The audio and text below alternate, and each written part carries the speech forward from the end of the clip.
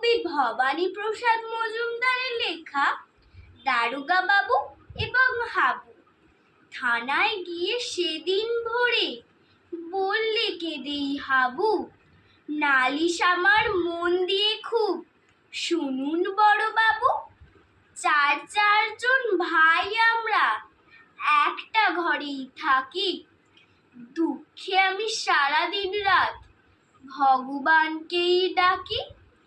পর্দা ঘরে 7টা বেড়াল পোষেন ছোট বড়, মেজদা পোষেন 8টা কুকুর, যতই বারণ করো।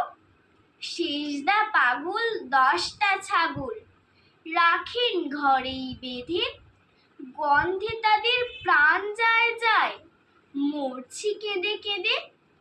দারোগা বাবু বললে হাবু, তোমরা কি সব ভুলো, সদাই খুলে রাখবে ঘরে জানালা দরজাগুলো। শুনেই হাবু বেজায় কাবু, বললে করুণ সুরে, 150 পোষা পায়রা আমার যাবেই যে সব করে। নমস্কার।